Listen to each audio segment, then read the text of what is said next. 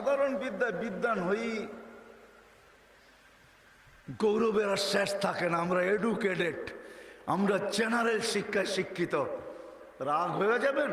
একটা উদাহরণ দিই। আমাদের অবস্থা এরকম, এক ব্যক্তি জাপান থেকে গাড়ি কিনে আনছে, তো গাড়ির 3 দিকে জাপানি ভাষায় বড় বড় অক্ষরে লেখা। তো সে মনে করছে অনেক কিছু ভালো কথা লেখা হবে, বিদায় এটা কিনার পরে আর মুছে নাই, না মুছেই চালাইতেছে, লেখাটা আর মুছে নাই। একটা ক্রেডিটও তো আছে, ঠিক না? সামনের গ্লাসে তো লেখা যায় না, 3 দিকে লেখা, এটা চালাইতেছে। তো কোনো জাপানিজ আসছে বাংলাদেশে, তো ও আরেক গাড়ি দিয়া যাইতেছে, তো দেখতেছে ওই লেখা গাড়িটা সামনে দিয়া যাইতেছে, 3 দিকেই লেখা। তো মুস্কি মুস্কি হাসতেছে। তর্জমান জিজ্ঞাসা করতেছে, তুই হাসিস কেন?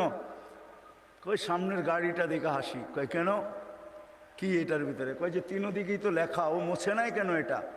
কয় তা তো বলতে পারবো না, ও এটাকে ক্রেডিট মনে করছে, জাপান থেকে লেখা আসছে, এত সুন্দর লেখা, এটা মুছার আর কি দরকার? আমি চালাই না, আমার মতো লেখাওয়ালা গাড়ি তো বাংলাদেশে একটাও নাই, ঠিক না? একটা বাবতও আছে, ঠিক না? পৃথকত্ব তো আছে আমার একটা। তো বলে যে এইটা দেখে হাসতেছি কেন জানিস? এই গাড়ির ভিতরে লেখা আছে তরকারি বেচার গাড়ি। কি লেখা আছে? পিছনেও লেখা তরকারি বেচার গাড়ি, ডাইনেও লেখা তরকারি বেচার গাড়ি, বামেও লেখা তরকারি বেচার গাড়ি। খালি সামনের গ্লাসে লিখতে পারে না, তাইলে লুকিং নষ্ট হয়ে যাবে, কেমনে দেখবে আর কেমনে চালাবে? আমরা আজকে সাধারণ শিক্ষায় শিক্ষিত হয়ে আমরাও গৌরব করতেছি, আমরা বড় এডুকেটেড। সাহাবা অসাধারণ শিক্ষায় শিক্ষিত ছিল।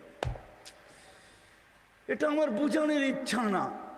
বাইজিদ বুস্তামি রহমতুল্লাহ আলাইহ মার কোরবানির কারণে উনি বাইজিদ হয়েছেন, ওই কাহিনীর দিকে নিয়ে যেতে চাই না আপনাদেরকে।